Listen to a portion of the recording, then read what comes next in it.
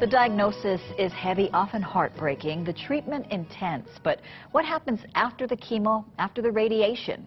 KITV4's Laura Yamada introduces us to a special program that makes sure that what happens next for cancer survivors doesn't mean an end to the kind of care that many need. In my days, we used to have this game called Pac-Man. So when I received my infusions, I would picture the Pac-Man eating all the cancer cells. Right, warm and full of compassion. It's hard to imagine the intense journey for Elaine Kimura. Already dedicated to her annual mammogram, she found out less than 2 years ago she had a rare form of cancer and it was moving fast. The one under my lymph node was the size of about an egg, and the one in my breast was pretty large too. This way I learned a new word, metastatic breast cancer. There was no cure for it, but there was treatment for it. A trooper and staying in control, cutting her locks, then shaving her hair before it all fell out. She went through several rounds of chemo and radiation before her heart nearly gave out. I had a real strong fighting spirit.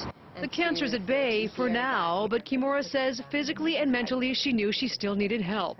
And it turns out so do many others. I look good enough that people don't know what's going on.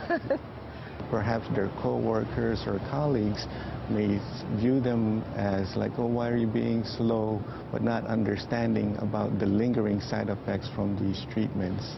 Fatigue, dental problems, gastrointestinal, sexual, psychological. Dr. Francisco Conde with the Queens Medical Center realized more needed to be done and started the Cancer Survivorship Program.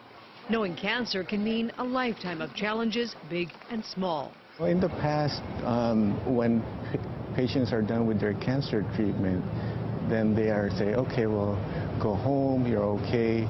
And we wanted to address some of the unique healthcare needs. This year, there will be an estimated 15 million cancer survivors in the U.S. alone. By 2020, 20 million survivors. Getting treatment information combined into one document so everybody's on the same page. And there's those like Kimura, sharing her journey, her story, giving others strength. Both giving hope, survivors can also thrive. For me, it gives me personal satisfaction that we're making a difference in the lives of cancer survivors today. You know, it goes full circle, and it's part of your journey, and you don't have to be alone. Laura Yamada, KITV4 News. And Queens has just partnered with the MD Anderson Cancer Network that will expand expertise and resources for Hawaii cancer survivors. Queens is also in the process of expanding the survivorship program to North Hawaii Community Hospital on the Big Island and to Queens' West Oahu location.